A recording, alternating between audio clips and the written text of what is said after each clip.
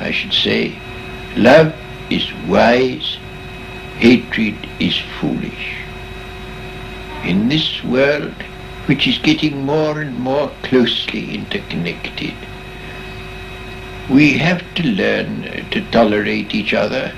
We have to learn to put up with the fact that some people say things that we don't like. We can only live together in that way. But if we are to live together and not die together, we must learn a kind of charity and a kind of tolerance, which is absolutely vital to the continuation of human life on this planet.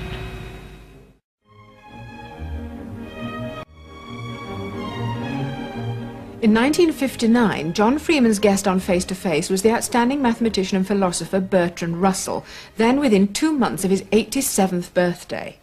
But far from being a frail old gentleman, he appeared before the camera as spry, mischievous and articulate as the public had ever known him throughout a long career as a campaigner in various causes at odds with the establishment.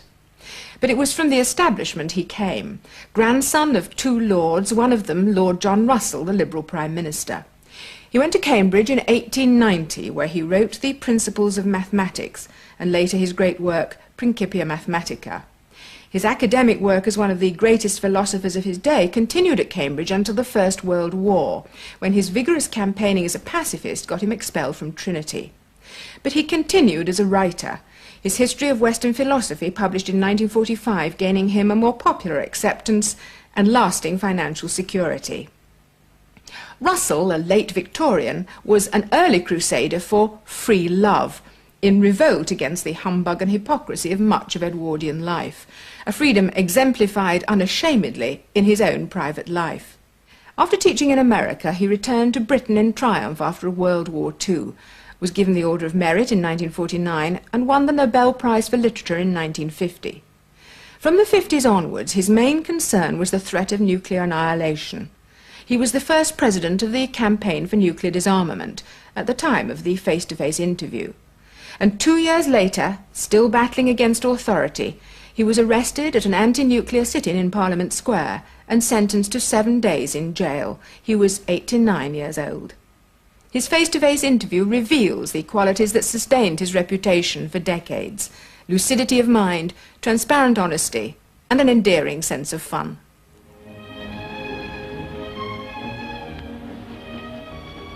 By the death of the 3rd Earl Russell, or Bertrand Russell as he preferred to call himself, at the age of 90, a link with a very distant past is severed. His grandfather, Lord John Russell, the Victorian Prime Minister, visited Napoleon in Elba. His maternal grandmother was a friend of the young Pretender's widow. In his youth, he did work of importance in mathematical logic, but his eccentric attitude during the First World War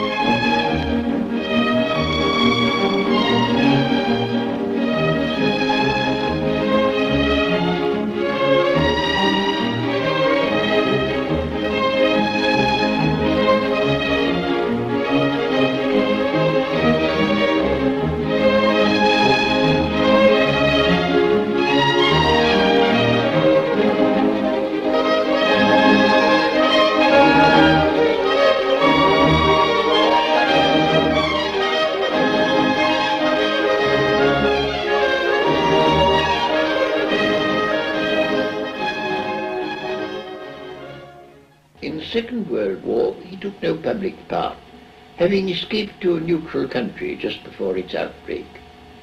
In private conversation, he was wont to say that homicidal lunatics were well employed in killing each other, but that sensible men would keep out of their way while they were doing it.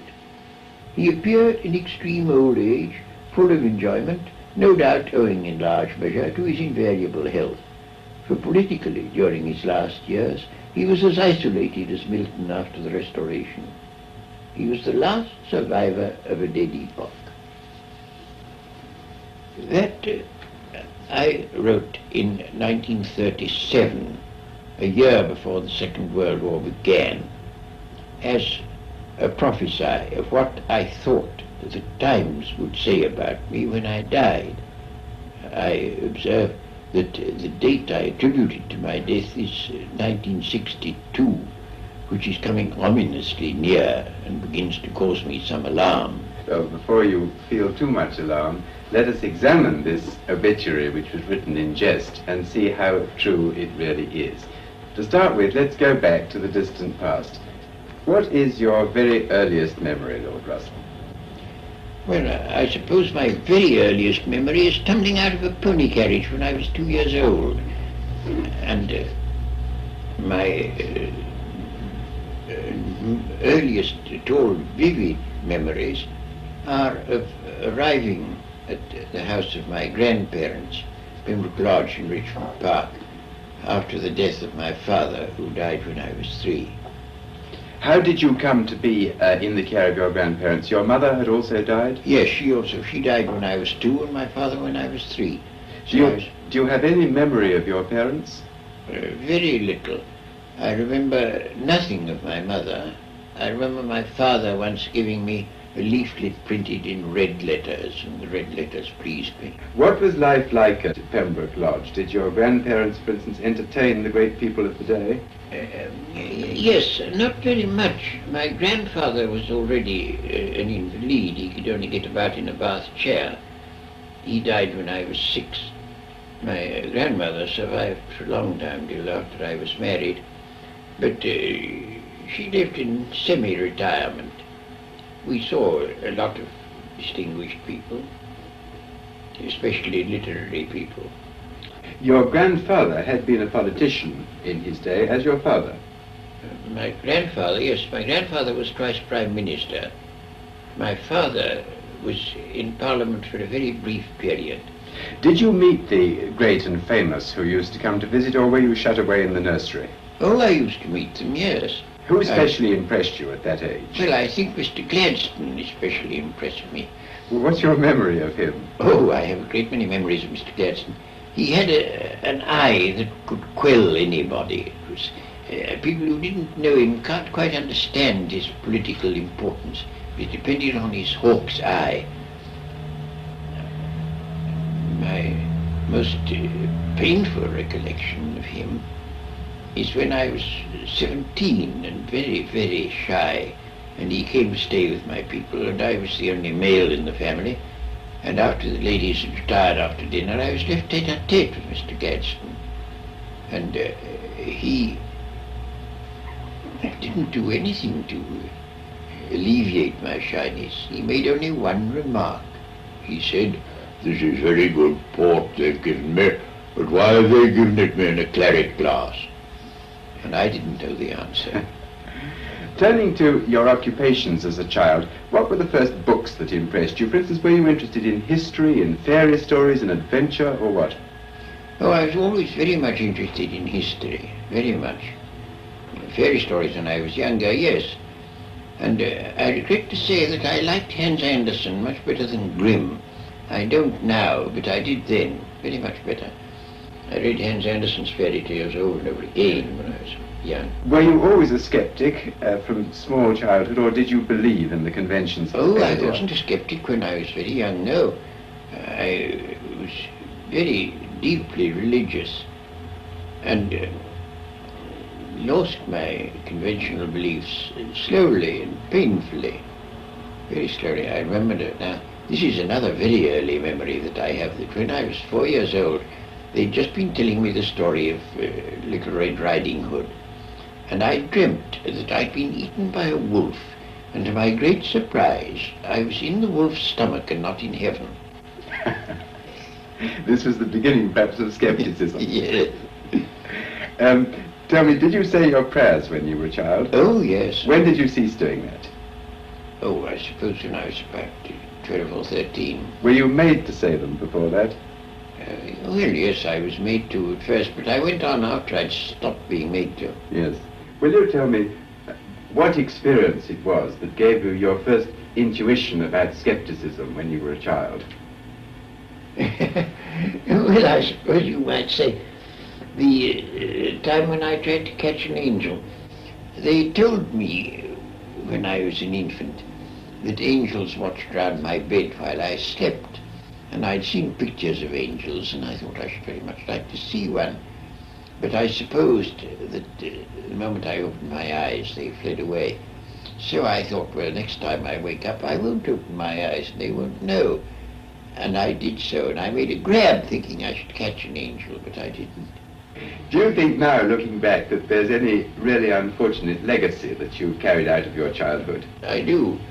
I mean, the sort of family attitude, certainly on matters of sex, was morbidly puritanical. Well, did you then in fact have a feeling of guilt about sex? No, well, I don't know. I don't think I had much occasion to, no. Well, now, let's turn to your schooling. What sort of learning at that age? Did you, for instance, study the classics? Well, to a certain degree, I was never fond of the classics. I mean, mathematics was what I liked. My first lesson in mathematics I had from my brother, who started me on Euclid. And I thought it was the most lovely stuff I'd ever seen in my life. I didn't know there was anything so nice in the world. Can you remember and tell us about that first lesson? Yes, I remember it very well. But I remember that it was a disappointment because he said, now we start with axioms. And I said, what are they? And he said, oh, they're things you've got to admit, although we can't prove them. So I said, why should I admit them if you can't prove them? And he said, well, if you won't, we can't go on. And I wanted to see how it went on, so I admitted them pro tem. Now, what was it that first provided you with the incentive to become a mathematician? I liked it, well, for a number of reasons. In the first place, the sheer pleasure, which was the sort that people get from music or from poetry, it delighted me. Then, apart from that, I thought that mathematics was the key to understanding the universe. And I found all sorts of everyday things explained by means of mathematics. Have you found on the whole in your own life that the pursuit of either mathematics or philosophy has given you some sort of substitute for religious emotion? Yes, it certainly did. I mean, until I was about 40, I should think, I got the sort of satisfaction that Plato says you can get out of mathematics. It was an eternal world, it was a timeless world. It was a world where there was a possibility of a certain kind of perfection. And I certainly got something analogous to religious satisfaction out of it. What period of your life, or rather what episode in your life, led you to turn again from philosophy to some extent into social work and politics? Oh, the First War. The First War made me think it just won't do to live in an ivory tower. This world is too bad, we must notice it. Were you a moral pacifist, or was it merely that the wars seemed to you to be inexpedient and unnecessary? I thought, as a politician, and I still think, that it would have been very much better for the world if Britain had remained neutral and the Germans had won a quick victory. We should not have had either the Nazis or the communists if that had happened, because they were both products of the First World War. The war would have been brief, there would have been nothing like so much destruction. I still think that is valid. That is speaking as a politician. Speaking as a human being, I used to have occasion to go to Waterloo, and there I would see troop trains going off, filled with young men who were almost sure to be slaughtered. And I couldn't bear it. It was too horrible. How much, in fact, did you actively campaign against it? Oh, as much as I could. I went all over the place making speeches, and I did everything I could to help the conscientious objectors. I wrote about it everywhere where I could. No, I did everything I could think of to do. Did you have sort of public notoriety as an unpopular figure, or were you regarded as just a crank? I wasn't actually pelted with rotten eggs, but I had an almost worse experience. I was at a meeting of pacifists at the Circuit Brotherhood Church, and it was stormed by a mixture of colonial troops and drunken viragos. The drunken viragos came in bearing boards full of rusty nails with which they clamped everybody on the head, and the colonial soldiers looked on and applauded them, and the police looked on and did nothing. And women had all their clothes torn off their backs and were badly mauled and so forth and so on.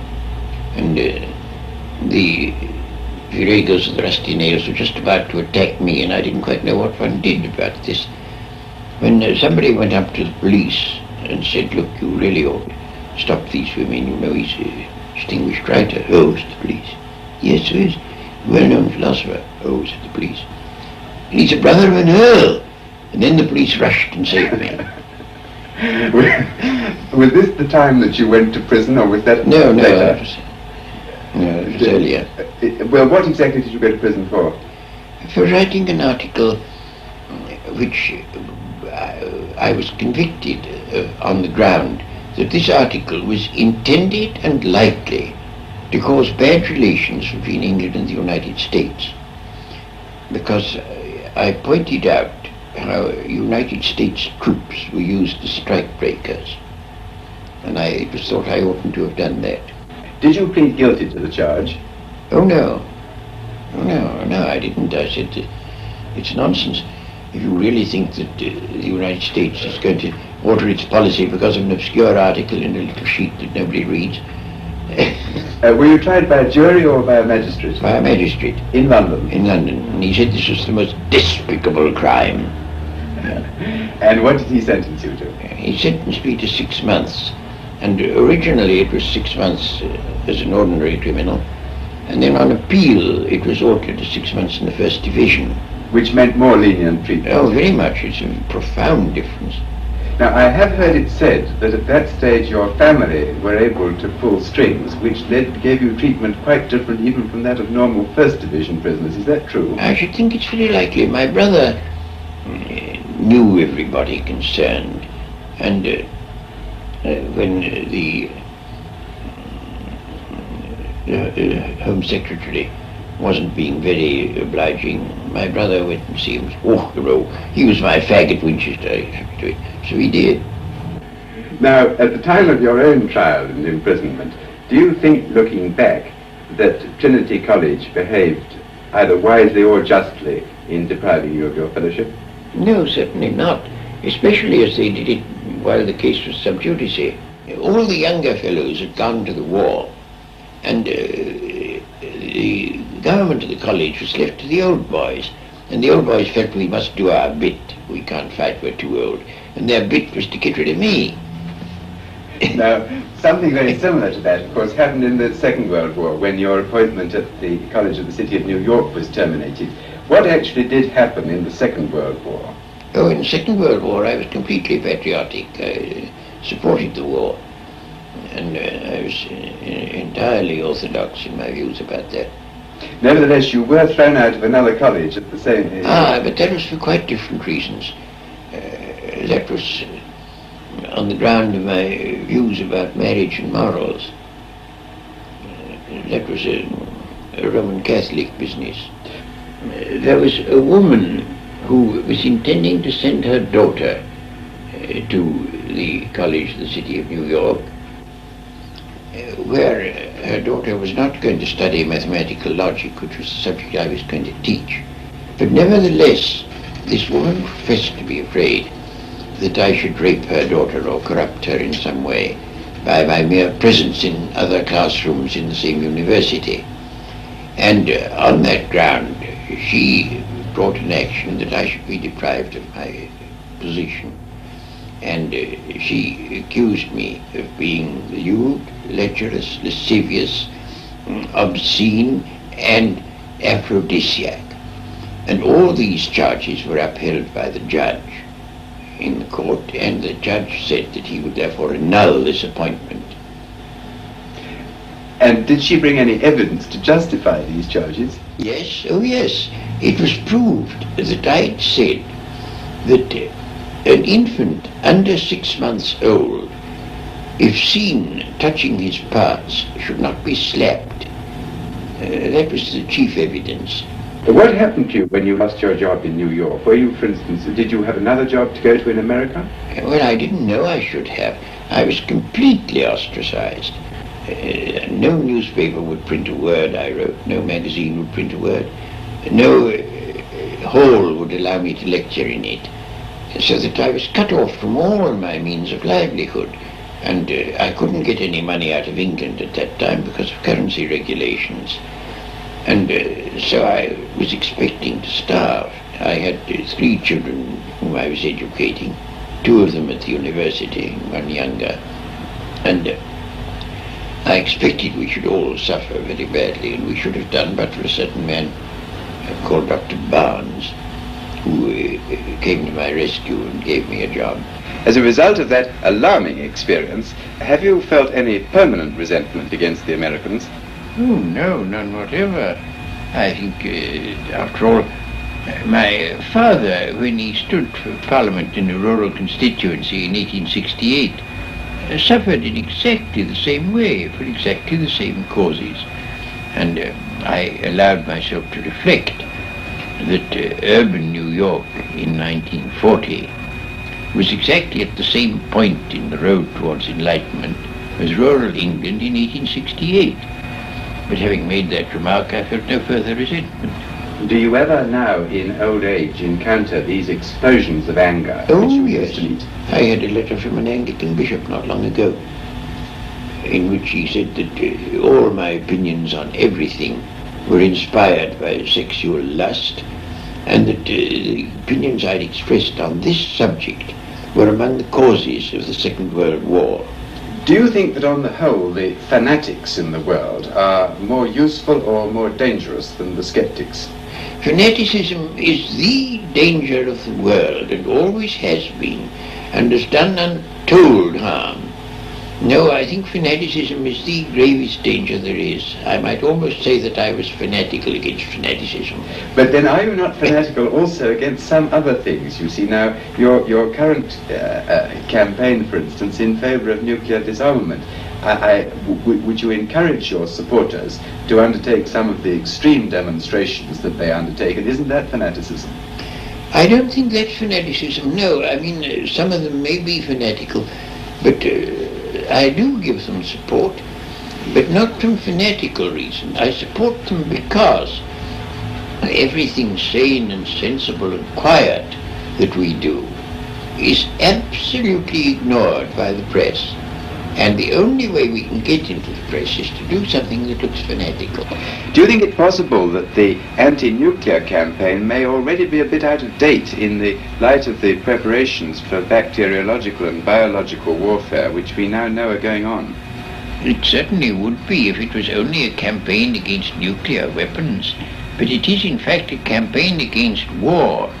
And the momentary argument against war is mainly derived from nuclear weapons.